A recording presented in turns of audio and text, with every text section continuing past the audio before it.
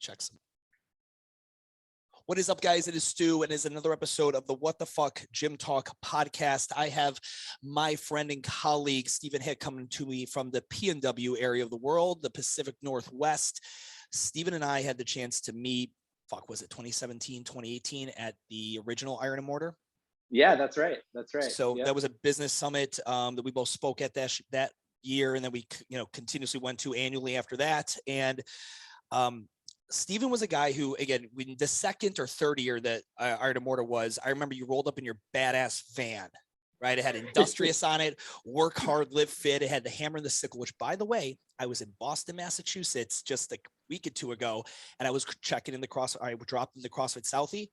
Two different women had your gear on, and neither of them have ever been a member of your gym. They had dropped in over the years.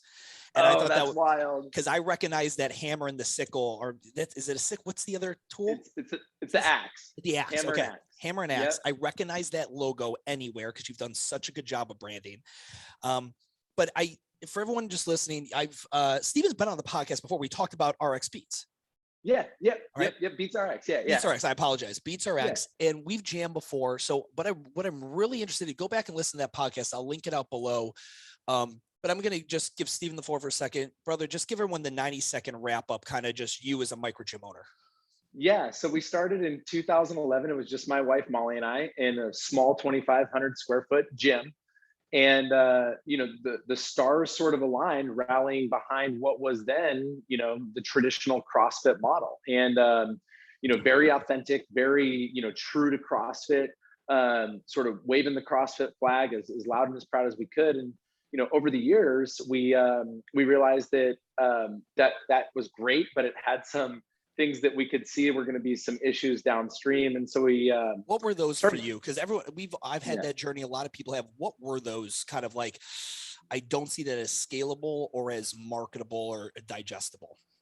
Yeah, for us, it was just I think that and having conversations with people that weren't already fully indoctrinated into CrossFit and already evangelical about it, they were looking at it from the outside, and everyone had a different response about what they thought that it was. And I do know brands well, and I do know one thing about brands is that brands are whatever you want to kind of design them to be, but really what they are, the reality is they're what lives in people's heads, and it's different for everybody. And hearing all these different things, I'm like, okay, there's branding issues here that are inconsistent, and this is going to lead to some things that are going to be real challenges that CrossFit's going to need to get around. Are you mainly talking about what I always talk about, like that bipolarness of like CrossFit, the fitness methodology for anyone and everyone, and CrossFit, the sport for the most elite in the world, like that bipolar branding? Yeah, exactly. Yeah. So it was becoming very, challenging to, I think that gyms like us that were very, successful in competing in the games, and Molly and I competed, and we were set up for success in that ecosystem, because so much of your brand's legitimacy in that old school raw CrossFit gym world of the games emerging was your legitimacy was validated based off of whether or not you were participating well in all of those rituals that CrossFit was putting on. Yeah. And okay, so to fast forward everyone there, because I know I kind of cut you off on that intro. Yeah. Industrious has been around since 2011. You kind of dropped the CrossFit during what year? Yeah, so 2014, we moved away from it. Okay. And now, did you officially de-affiliate, or you just dropped it in the naming convention? Correct. Dropped it in the naming convention. Got it. So, okay. So that was 2014. We were big CrossFit, little Industrious, and we just flipped it. We went all Industrious, work hard, live fit, no CrossFit on any signage, branding, website, any of that stuff. Awesome. Because we wanted to stand on our own 2 feet, and I wanted to see what we were made of. I didn't want to ride along on the coattails anymore. I wanted to see if we really had the stuff. 100%. And so you've got the 2 locations, Linwood and what's the other location? South Lake Union. South Lake Union. Okay. Yep.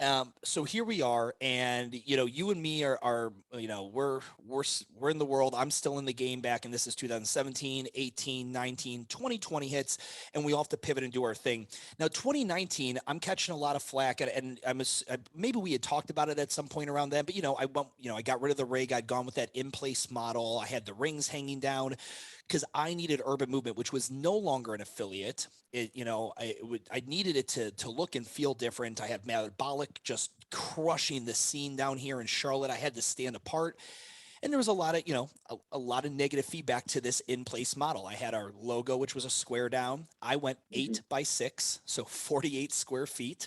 And we had a very minimal model there from an equipment standpoint. We shrunk the barbell down, got rid of all the big things and the equipment wise CrossFit had. And I narrow it down and whatever, the whole retiring thing, I am where I am today, but I literally, I see something recently and I see this logo, this halo, and I see the Halo games at Industrious. I'm like, oh, that's cool. So that's a pretty cool name for a comp like that Steven's doing. Let me look at this some more. And then I go down the rabbit hole and I probably spent an hour looking at your shit. And I'm like, oh my God, Steven during the pandemic switched to an InPlace model and the Halo, which is this amazing like bracket circle. If anyone hasn't seen the logo, just go check out, the workhardlivefit.com. Gorgeous website, absolutely incredible website, my friend. Thank you so much. And you went, I'm like, this dude he's got an InPlace model. Fuck yes. You went 169 square feet, 13 by 13. So a perfect square. And if you would talk to everybody about this Halo system that you've installed, which essentially is what we've seen yoga and spin studios do for 30 years very successfully, which is an InPlace model.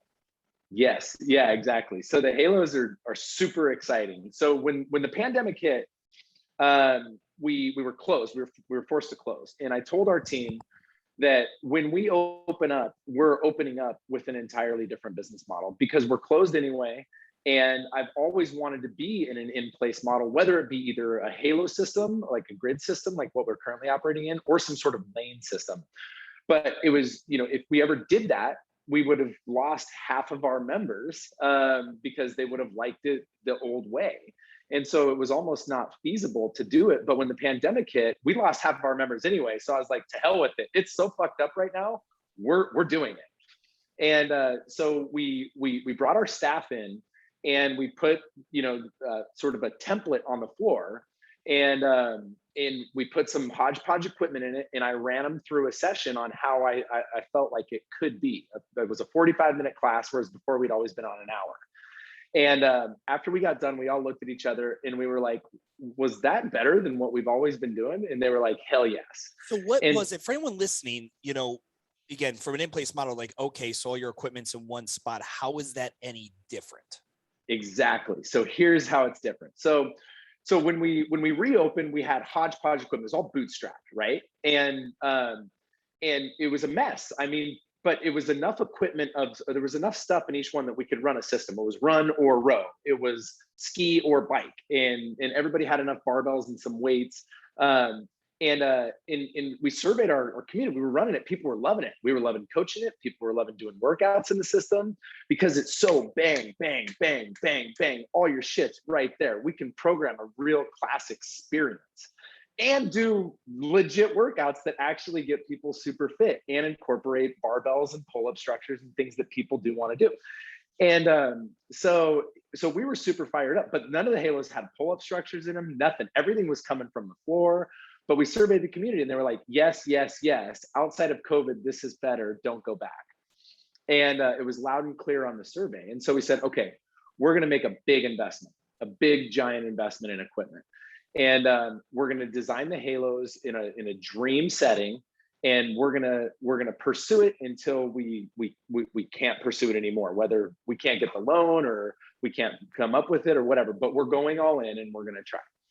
And so we designed them, and the way that we designed them was so that every Halo has an assault runner, a padded plyometric box that's 30 by 24 by 20, a C2 not assault bike, floor space that is ironically enough 85 square feet of floor space, which I'll get back to in a second because that validates your model, what you were thinking, and then a set of weights, a bench, a rower, and then a pull-up structure that's 4x4 that you think is, why would you take up that much space? But we do a lot of stuff in that 4x4 space that you wouldn't be able to do in a 2x2 space, as an example. Yeah. And on that pull-up structure, we have a wall ball shot, we have a pull-up bar, we've got 4 uprights that we can do creative things with, and J cups and lifting out of racks. And Because it's all, it's a standalone Rogue Monster. It's the yeah, RM4 rack, correct? yeah, yeah, Yeah, if anyone's yeah. not familiar, Google Rogue Monster RM4 rack. I mean, it's, it's a beefy, fucking beautiful piece of equipment. It is. They are impressive looking. And so we laid them down, and we started running the system. And what we found is that everything was right on top of people. So we can do a 8-minute warm up that is legit, no bullshit. Get them warm, get them primed, get them ready to do the strength piece or the bodybuilding piece, and then get them into, we'll just call it the CrossFit workout or the high intensity functional fitness piece, and then get them into their accessory, high five, and then class is over, next group's coming in.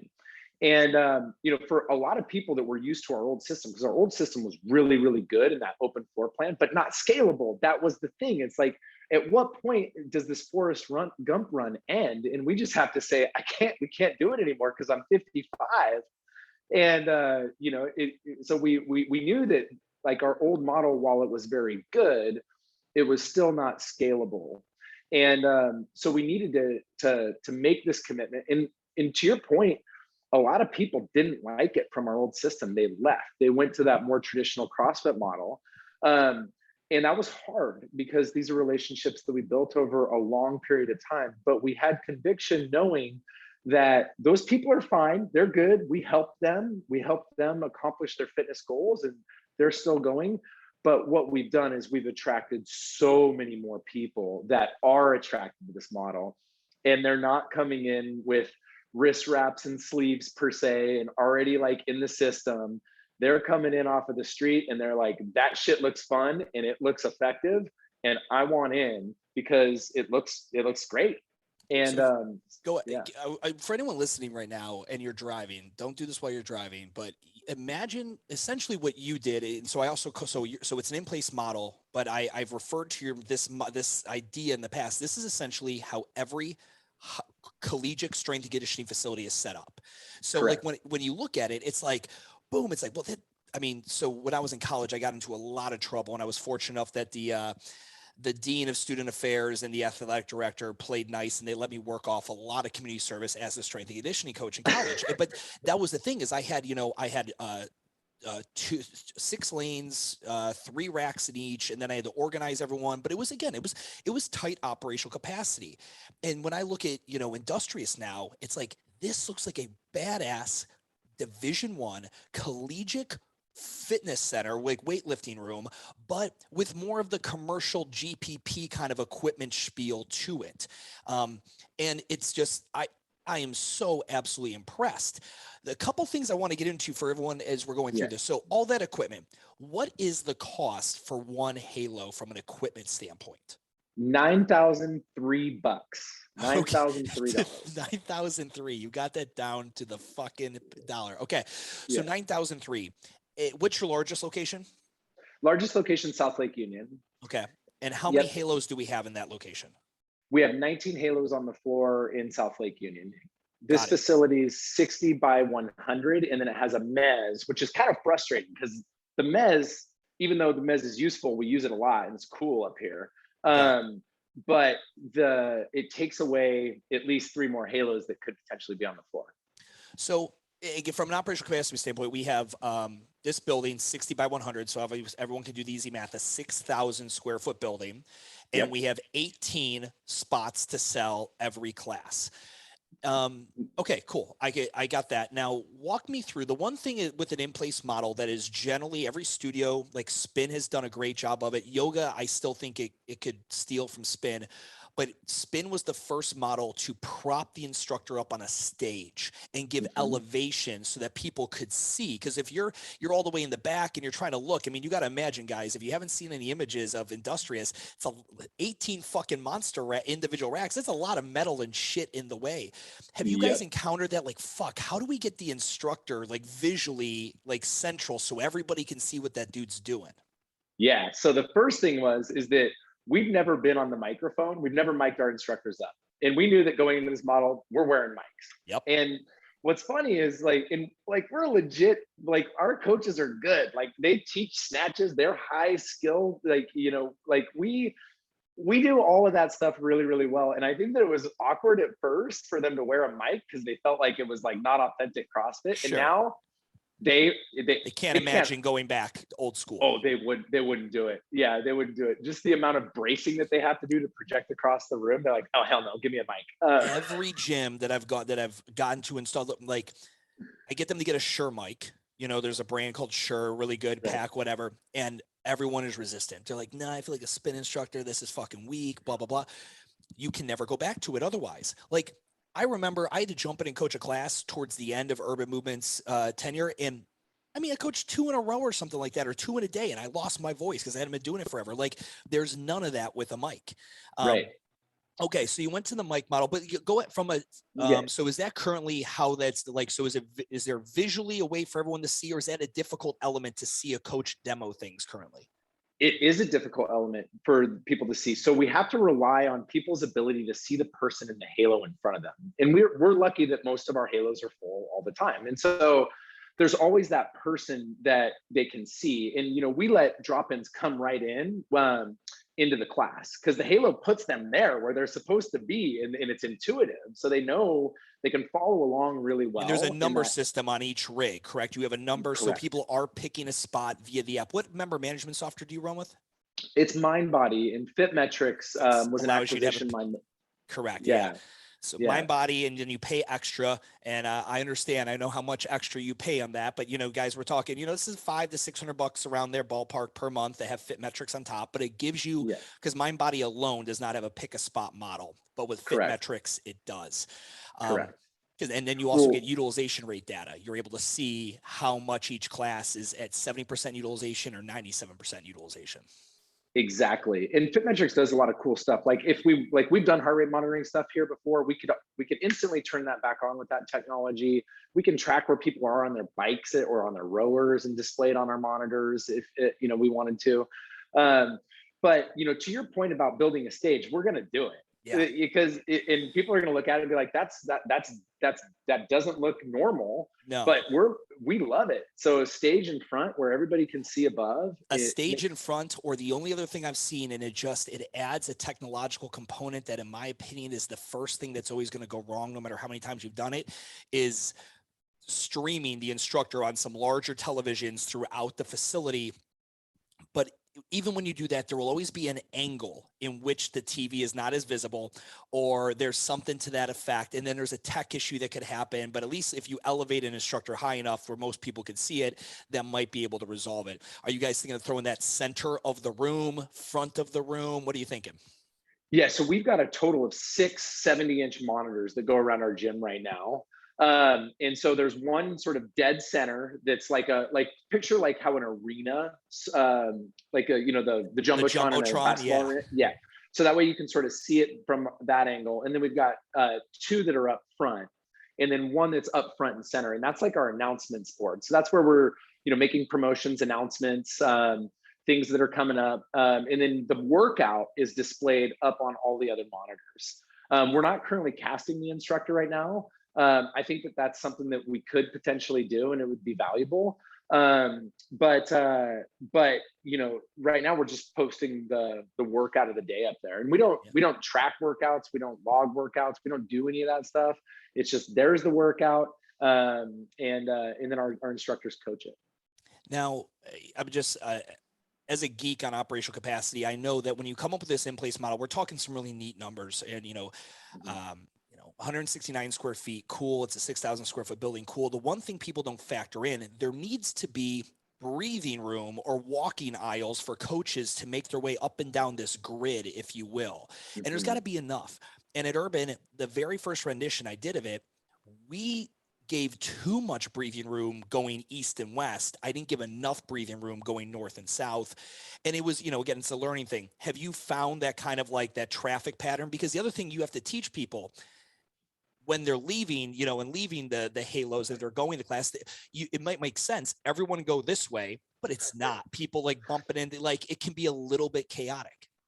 Totally. Yeah. And so we experienced that greatly in our Linwood location. There's no breathing room in that. because that floor plan was set up for our old legacy system. And we opened up South Lake Union before COVID, but we got lucky in the sense that South Lake Union is a perfect rectangle. And so South Lake Union has a lot more breathing room. Linwood has none. And we run into those issues all the time that you're talking about and those pain points. And, you know, so just Linwood just needs to move to a different space. Sure. But, you know, what we have in South Lake Union is that the halos do allow for there's egress and ingress in the halos, even though it doesn't look like it. There's little walkways basically in between the bike and the box that people can walk through them, east and west, and then north and south. We call it Main Street. That's your to and from the back of the gym, and then you can get into the halos that way. But a little bit more breathing room would be nice for sure. But I yeah, can't tell you how excited I am that someone else in this scene, like in my realm, is given like validation to something I've been trying to scream on, and honestly, I'm so happy it's you, because you're like, no, everyone can be like, fuck that Stu guy, he swears too much, he's an asshole, but no one can say that Stephen Hitt. He's the nicest dude I've ever met in this scene. Bro, let me ask you this. When you were going through all this and you were playing with it, and your coach is obviously, your coach is the one thing I'll tell people when I get asked, hey, Stu, I'm going to change up my model in whatever way. Maybe it's drastic, maybe it's minimal, and they're concerned that coaches won't be bought in. I tell them, have you shown them historical evidence and a proof of concept that you know what you're doing, you've made changes in the past, and it's going to be okay? And do they truly believe in you? Because as much as you guys all went in and everyone's picturing you and your coaches R&D in this, like me and Deuce did it, we took blue fucking painter's tape and we made our squares and practiced how many times and measured it out and laid the barbells different ways. At the end of the day, their belief in you is what's going to, and the brand and the mission is what's going to allow them to not bitch and whine and complain and, you know, talk to members on the weekends like, yeah, dude, Steven's lost his fucking mind. He's doing this like Halo thing. I don't get it. Could you talk a little bit to the fact that why you didn't get Viva la Resistance from your coaches going extremely against the grain from what a traditional model would be for a CrossFit microgym strength and conditioning? Right. Well, I think that what was certainly helpful was that, we had to work around social distancing and these regulations. And so the halos were a solution to it. And I felt like it was a permanent solution in case this thing just keeps going on and going on. If monkeypox becomes the next one or whatever, right? Like we can always go back to the limited operational capacity that the halos provide and still drive a really, really great experience. And so I had the luxury of having to work around these crazy challenges that helped me get buy-in from my team. Do you think if you would have popped this idea up in 2017, it would have gone as smoothly with your staff? I don't think so. I think it would have been really, really hard. I think there would have been, several that were like, let's do it because, we're kind of burned out of the old system anyway, and change is exciting and invigorating and gives us hope. But there would have been a lot that were more traditional that would have done work on it. And by doing work, I mean, they would have just talked shit about it.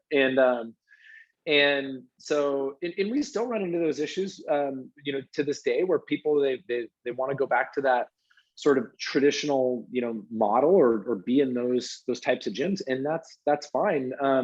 But what we design, what the halos are, is they're an answer to we'll call it the 92% of people that come to a gym and actually keep the lights on.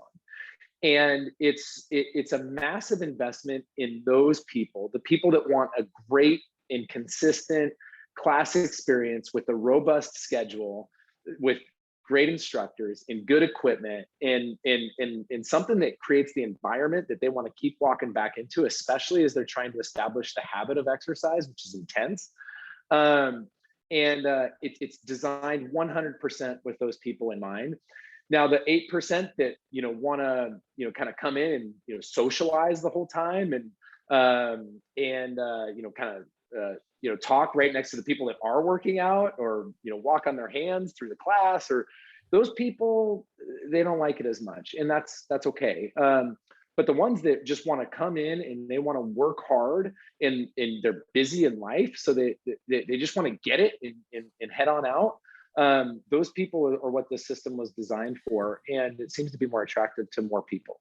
And I know this firsthand. An InPlace model suffocates. Like literally, there's no oxygen for the kind of people that want to set up, their comp train 19 exercise movement space. Like anyone who's listening to this that has a CrossFit or some version of a barbell based group strength and conditioning class, if you ever had anyone who's now self-elevated themselves to where your programming is not enough, I need something special, can I do work over here on the side, and they have all these things together based on whatever that programming is, and it takes up, I mean, like I've measured it before, I've had people at CrossFit Southland take up 400 square feet. And I'm like, you don't pay enough. Like there's not even, you don't pay anywhere near enough to take 400 square feet in my gym. Right. But in here, because of the halo and everything there, you can't get like stupid. I mean, you can have all the variety for group, like for a model like this, but you would probably have a hard time doing an Invictus 19 element fucking work thing, because you would just need more space for that silly bullshit. But that's the great thing is your model kind of suffocates them and they have to go find somewhere else to go. Exactly. And if, the one thing that is nice about them is if there is that one person that does want to do their own thing, whether it be like intense modifications down or up, they're in there and they've got all their gear and they're in their little castle where there is no hassle. They're not going to fuck it up for everybody else in the room. And they're going to be able to get their work done in a more productive fashion because their shit's on top of them. They don't need to march across the gym and parade around, grabbing all their stuff. It's just on them. And so, I wholeheartedly agree with that, and this is coming from somebody who has participated in the games as an athlete and has coached teams to the games and loved that. It was so fun. But it's, those things can exist, but what's most important is that those 92% of people that can sometimes feel like they're invisible in a CrossFit gym, that we are investing all of the cash that's going, the big cash that's coming from those 92% of people that just want to get in a great class experience and work hard, that we're putting it back into their experience. Now, I think that there is probably some sort of, if we grow enough and we can make it pencil, there is an opportunity to create in the back of the halos, maybe some space that's a little bit less confined where people can sort of, do their own thing, or more of an open gym plan back there.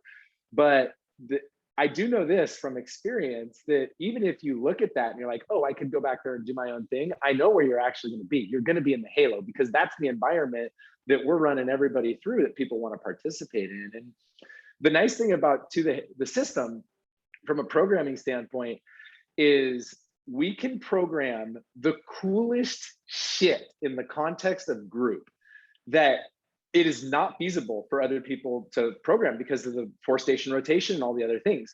We can program awesome shit. Like we can do deadlifts and go, like, as an example, like toes to bar or strict pull-ups. We can go those two movements and we can all do it together in synergy as a group, like on the minute. Whereas you can't do that stuff. You would need a 120-foot rig for a class of 30. So yeah, I get it. Yeah. I get it. So this is something that were there any movements that maybe because you wanted to by design or now because of just the limitations or the benefits, in my opinion, of a halo, like are wall walks and handstand push-ups, and like, are there any movements that had to get removed, whether by design with halo or by your own choice because the movement classification you just did not want in your brand anymore? That's right. Yeah, you can't do wall walks, you can't do handstand push-ups, and we're okay with that. You can still you have the wall ball target. You have a wall ball target. So those were the three that I couldn't stand. Everyone's like, "What's your problem with these three movements?" I'm like, they make the person leave their spot. You don't understand. It's the whole fucking point is they have to stay in one spot.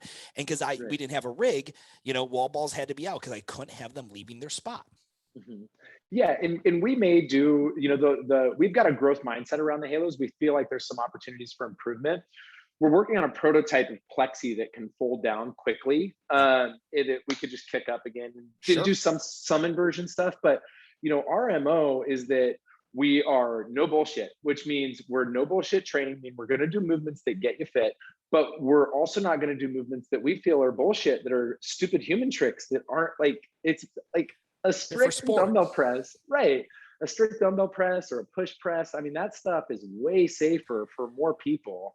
And it drives good outcomes. Now, there's probably some, you know, I suppose a nod that we need to give to some inversions that are safe, but no stupid human tricks is important to us, because I know from experience that shit fucks people up.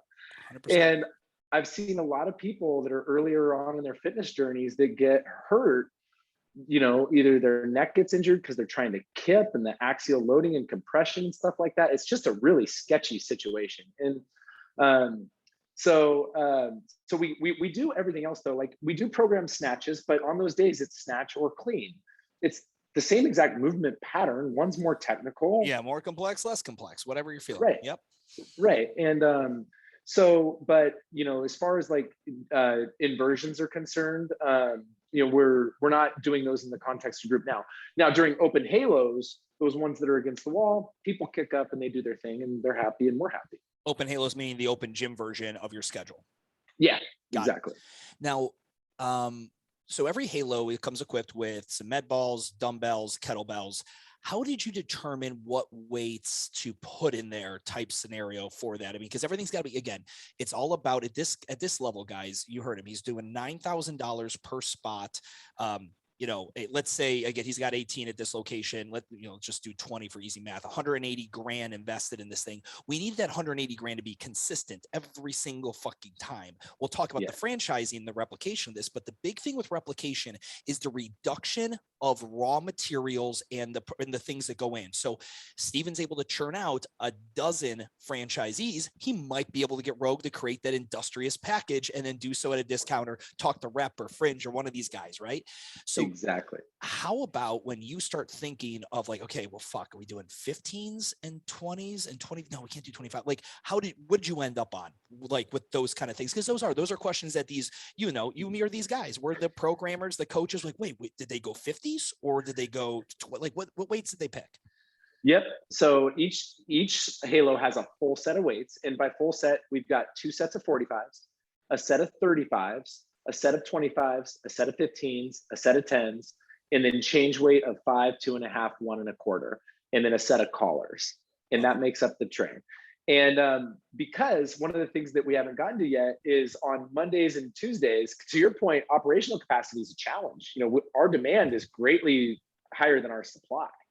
And so, you know, that's a barrier to our success. So what we selling do out here, classes. Exactly. Yeah. So like our classes are, I mean, they're just sold out. And so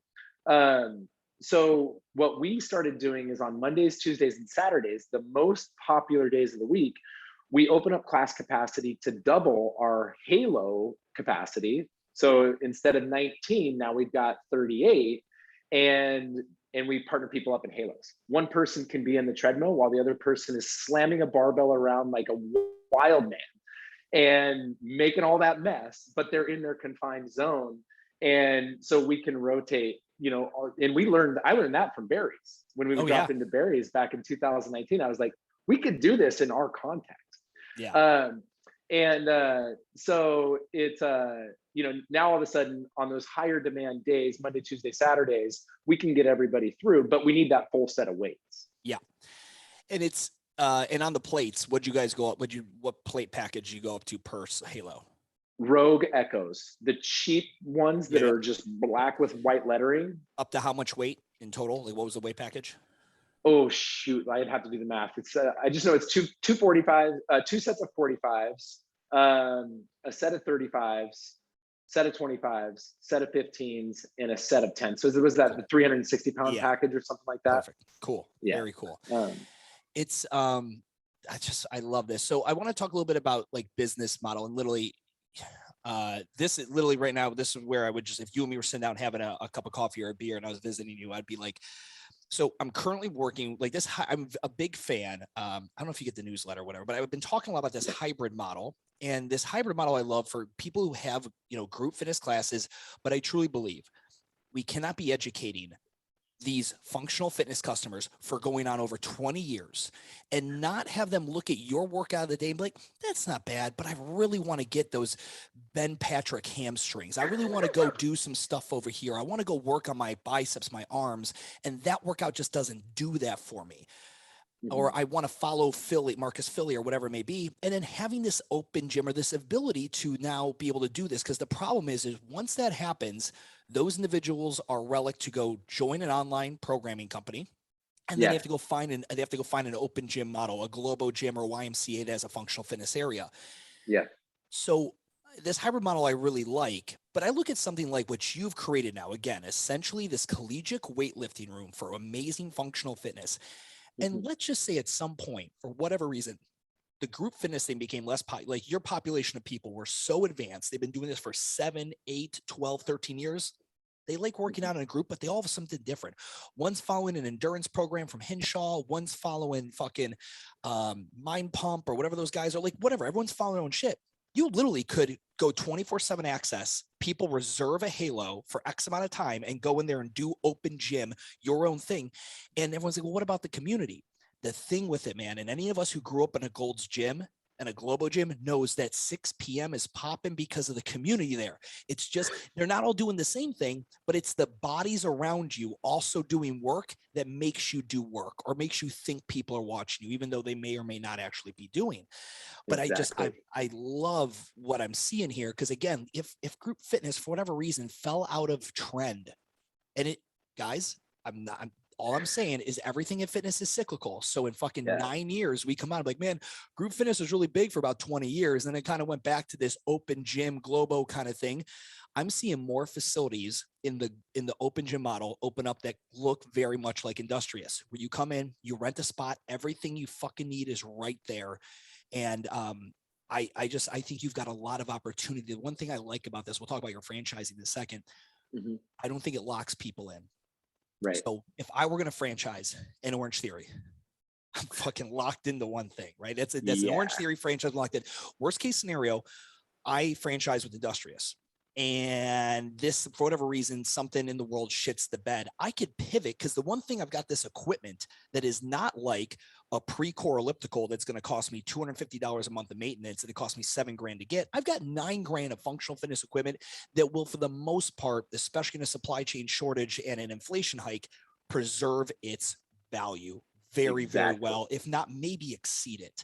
Yeah. And if you get like, has like that kind of, if you had those thoughts, I'm sure you have.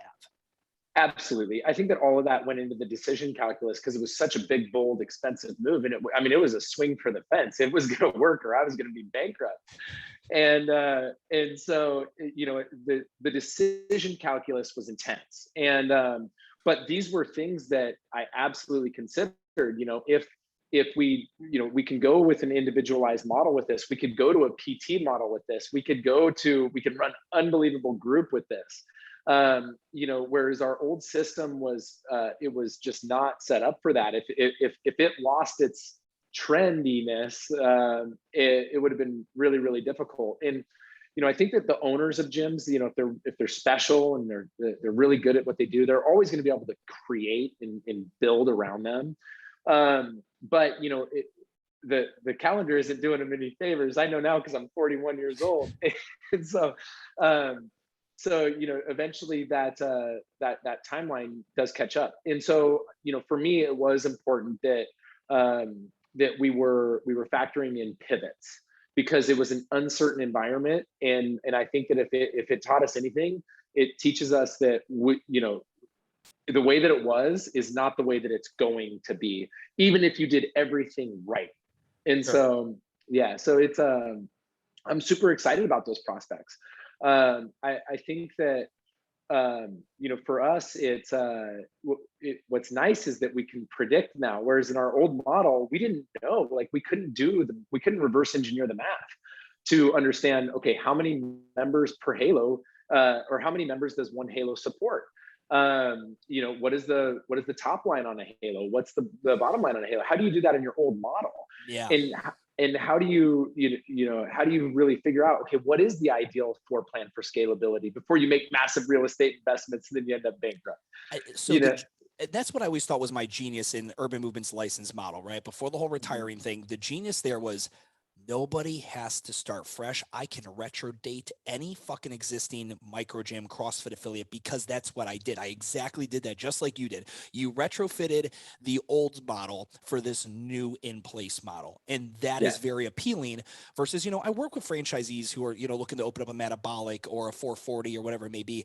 And now they got to go get new real estate for their new thing and the new equipment package and all that stuff. So let's talk about this. So you have now opted, you got these 2 locations up and going, right? We're Yep. talking a business model that has a proof of concept since 2011, but it's got this refined package now that I truly believe is unique in the space. I can say that undoubtedly it is unique. And now we're going with you went the franchise route. Yeah. So you Yep. actually went and you organized your FDD docs. Yep. You have all that. So somebody can sign a non-disclosure, pay you probably a little bit of money so they can see your secret sauce, right? Yep. Essentially these FDD docs. Yep. And go down that journey. Now, I was 45% down that way during COVID, and then I paused and I'm like, oh, let's go license. Maybe I was Totally. talking to Jason and Jim Crowell over at OPEX and Board 30 and Box and Flow and some other companies, but that's where we ended up pushing towards. Did you ever have the license versus franchise thought? But like why did you land on franchise? Yeah, so I did have the licensing thought. I feel like the brand was nice, in it's special for sure. But the old system, I was really super concerned that the brand would have ended up on brick and mortars and on people's shirts that were not good value fits.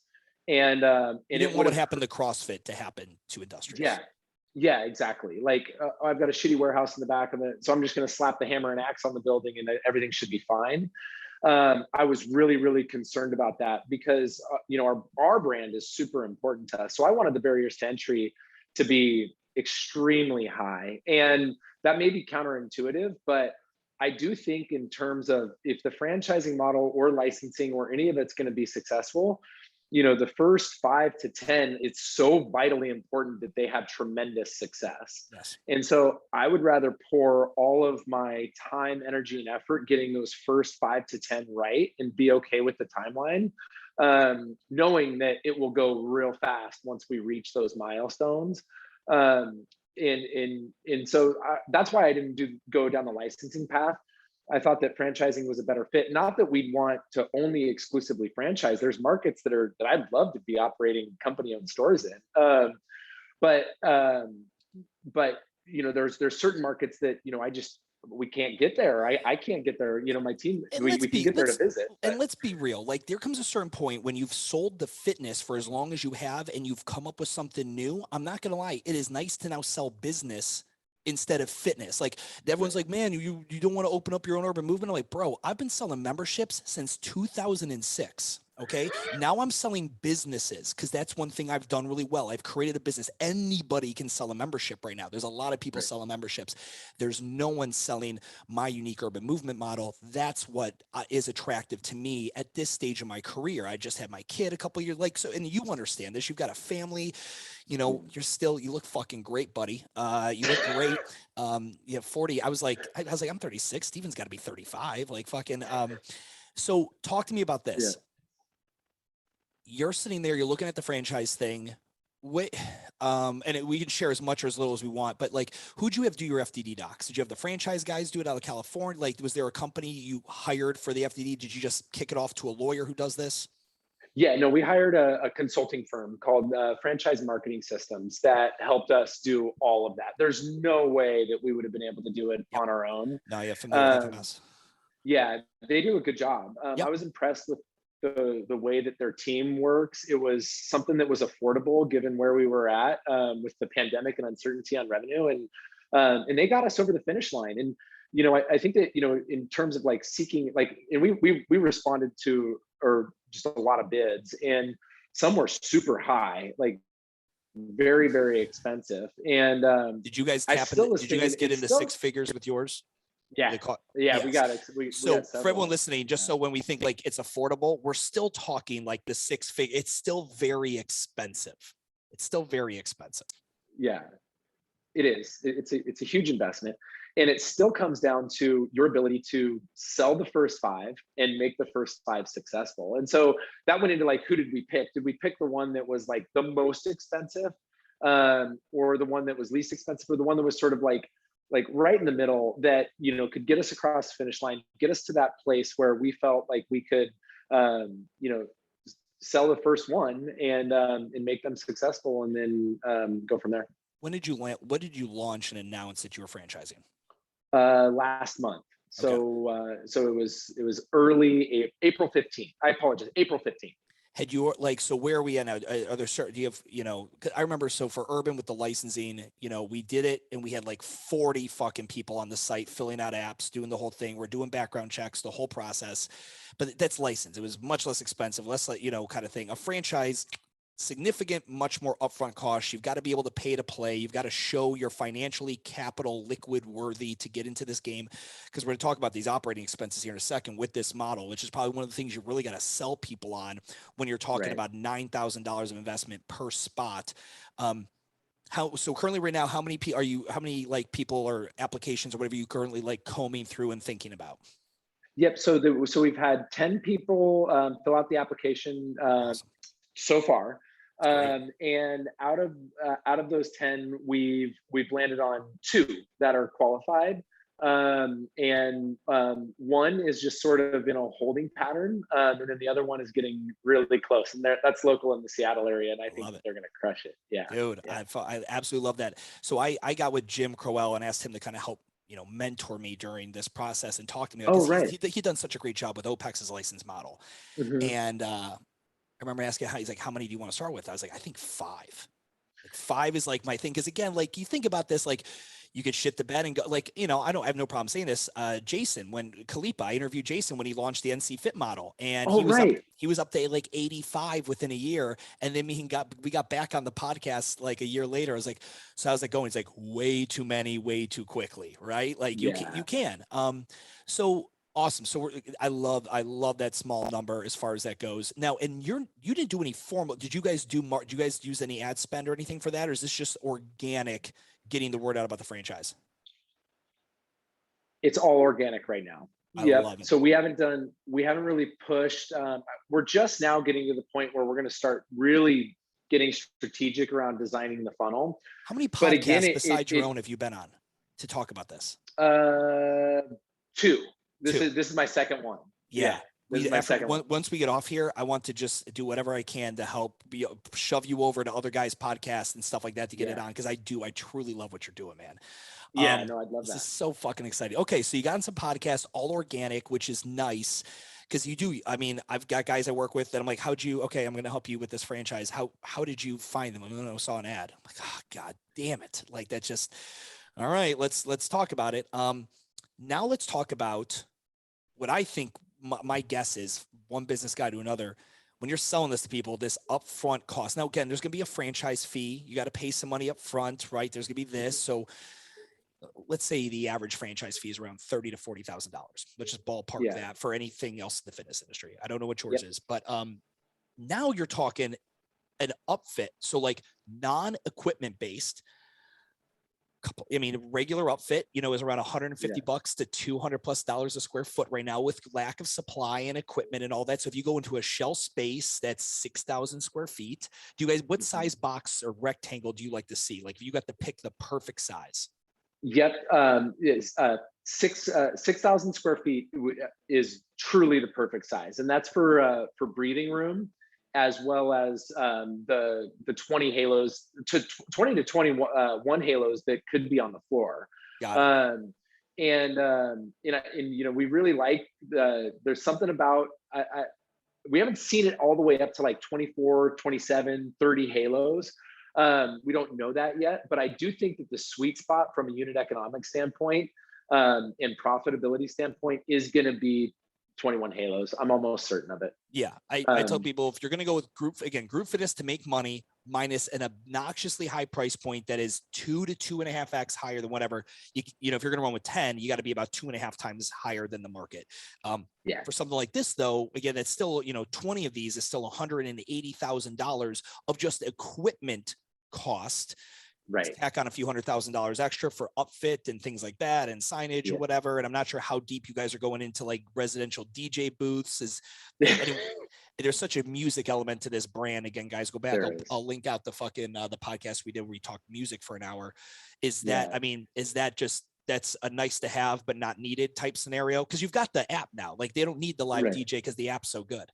Exactly. Yeah, exactly. Yeah. So BeatsRx gets them their music fix for sure. Okay. And that's what we play in the gyms. And so, the DJ booths in the gyms are more or less symbolic, but we bring in our DJs for live events and community-based events and just let them do their thing. And it's awesome. Like we had our DJ in for the Halo games. And, but, I think that for us, so when people are considering opening up a gym, our model on average is going to be $664,150. On the low side, it's $395,800, and on the high side, it's $932,500. So from 300 to 900, and what's the biggest thing that factors that in? Like what? So furniture, fixtures, and equipment is the biggest thing, right? So outfitting the Halos is $250,000. And then leasehold improvements, depending on if it's a sub-alt or what's going on, that can get really expensive. On the low side, let's say it's pretty turnkey, you're at 50,000. On the high side, it's 400. And so those are the two big ones that really make that sort of initial investment hard. And then you've got like real estate deposits and, computer systems and, signage, those things are $20,000 to $40,000 each themselves, or can be. Yes. And, so yeah, everyone listening to Steven's numbers. So earlier I mentioned, around $150 to $250 per square foot for construction cost. And if anyone did the math on that, let's just say you took the 150 times 6,000 square feet, that's about $900,000. But remember, these are big open shells. You're not actually upfitting all 6,000 square feet. You're probably upfitting the bathrooms, the lobby area, like actually upfitting. So you're probably talking, you're only outfitting maybe 2,000 square feet of that whole building at that cost of, let's call it on the low end, $150 per square foot. So that might be a $300,000 upfit. If you need HVAC, you got to pull permits, get a city tap for, new water line because you have showers and shit, whatever it may be.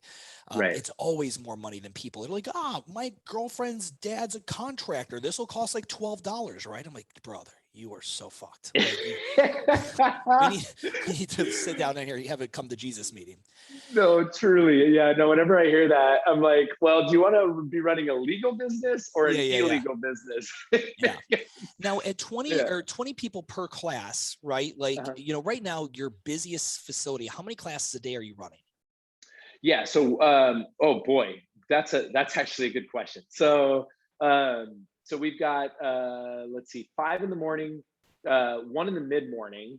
So that's 6, 2 around the lunch hour. So that's 8. And then let's see, 2:45, 3:40, 4:35, 5:30, 6:35, 7:20. So what is that? 14 classes. 14 classes. Yeah. So at 14 classes, if we can get 20 people in there, we can service 280 people per day. And I've got a video on how to walk people through this, but essentially this is how you take OpCap and you can back into what you need to be charging monthly for. Like, okay, if I can see 280 people per day, right? And I know the average person comes 3 times per week. Like you could just kind of start backing into, okay, so the average person is now going to come 3 times per week, but what do I need to charge in order to have this? So, if you don't mind sharing, do you mind sharing any like membership numbers or like where things are at business wise? Totally. Yeah. So we have, so our total memberships right now are at 741 members between the 2 locations. 350 of them are in Linwood, and then the remainder, about 400 of them, are in South Lake Union. One is suburban, one is urban. Interesting. What do you think would be better? Obviously, Industrious plays a little bit better. Like I visually probably in a metropolitan urban area, but have you found that the Industrious brand is still kicking well with moms and dads in the burbs? It is. Yeah, absolutely. It's again, because of that 92% of people that we built them for, I feel like it's resonating really, really well with them. Now, there was a lot of people from our old system that have moved on, and not a lot. I mean, but enough. There's probably 20 to 30 people that, our system was no longer what they were looking for in their gym, and they've moved on to other gyms that are a little bit more traditional or old school in their approach. And but down in our urban gym, it's a different environment down here, as like, I mean, these are highly lease dependent gym membership tenures. And so as people move into the area, they sign a 12-month lease or a 2-year lease on their apartment. And then usually beyond that, they're either going to stay urban, which is great, we love that, or they're going to be moving out of the city. Well, the pandemic, everybody moved out of the city. Yeah. And nobody was coming into the city. So that was a really challenging environment. And what gives me comfort is that we attracted enough people into this urban environment that was not pretty, and for a long time that we still made it pencil. And South Lake Union, the urban gym does perform a lot better in terms of just foot traffic, drop-ins, Sure. memberships sold, converted, all that stuff. Yeah. I love I love this. I got a question, and maybe some people are like thinking this as they're listening to this and they're wondering why I haven't asked you yet. So you don't run with CrossFit language at all anymore. And you've No. obviously built a brand big enough to stand on. Going forward, I don't, you're going, if you were anything like me, I was not looking to corporately own another location. I was looking to then create other locations, use OPM, other people's money, and allow them to open up urban movements. I had no interest in opening another one. If you did, would you affiliate it?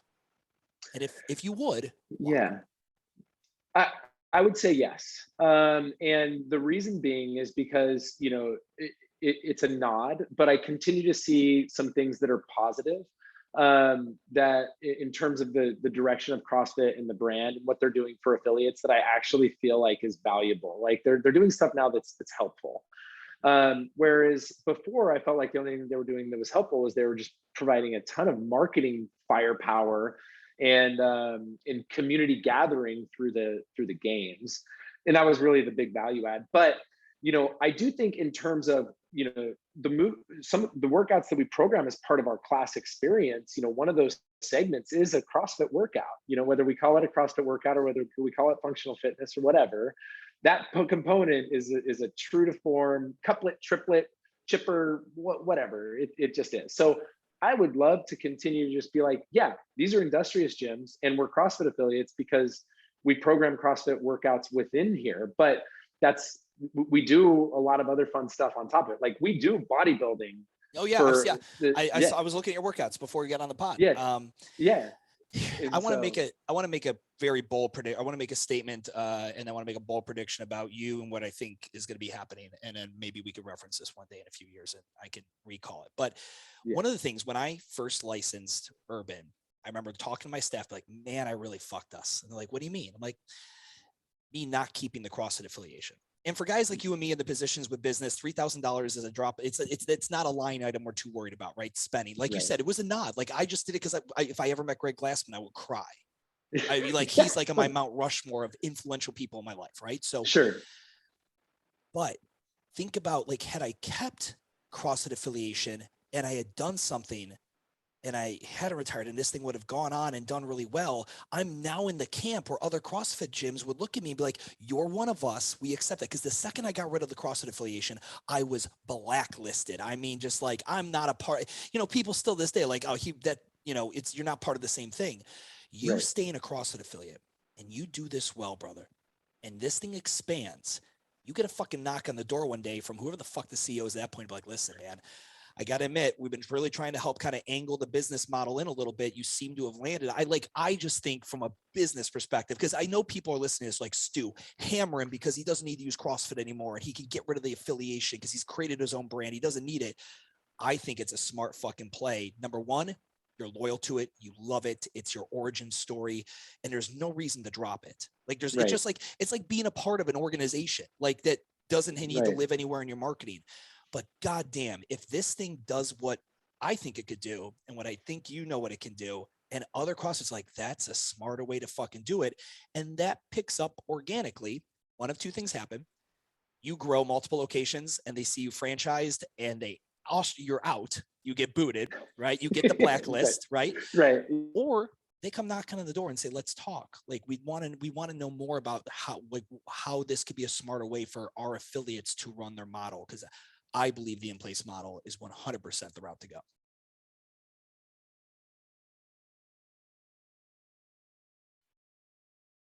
You there? Did I lose you for a second? I'm back. I'm back. Yeah, I'm back. No worries. Anyway, or like I was just saying, I think they come knocking on your door and they're like, dude, let's talk, because I think what you've created might be the best route for us to push the affiliates. Yeah, totally. And, that was the thing that went through it is, in my mind was, look, they're either going to say, get these guys out of here because they're a threat, or what they're going to do is and then I guess that we're going to be competing against them, which nobody wants that. I think it's completely unnecessary. I think that, we're smart people, they're smart people, and there's a way of delivering CrossFit and coupling it with a model that is successful, that is sustainable, that could be of value to a lot of affiliate owners that might be struggling. And so I'm all about, like, let's team up, let's do this. Like, let's change more lives. Let's help more affiliates lead better lives themselves and create more opportunities for their teams. And it doesn't have to be sort of a this way or that way. I think that there's an opportunity for us to do, really good things, and we want to help. Stephen, I've got 15 cities that I'm doing in 12 weeks in travel, and I'll probably take a good breather then. But I would love, man, for us to. I would love to come on out, bring the camera set up, do a shoot the shit with you, and just get some full on fucking content of the model and what you've done, and come hang out in Washington for a little bit. But brother, listen, I thank you so much for taking the time to jam with me. It's so good to reconnect and talk shop. If anyone's interested, like they were Googling this fucking thing while they were driving anyway, and they now want to talk maybe about your franchise opportunities, what is the best way for them to get in contact with you? Yep. The best way to do it is just go to the website. It's workhardlivefit.com/franchise. Review all the stuff. If you're interested, fill out the form to get more information. All of like the stuff on what does it cost, what is the initial fees, ongoing fees. You can all get that right on the website just by filling out your information. After you fill out your information, we'll reach out, we'll submit, and we'll give you an application if we think you're a good values fit. And then they can, if they fill out the application, then we'll pre-qualify them, and then we'll start making moves. But just workhardlivefit.com/franchising, or I'm sorry, /franchise, and we'll talk. Awesome. Stephen, dude, thank you so much for coming on today, man. This is great. I'm very excited for you. Thanks, Stu.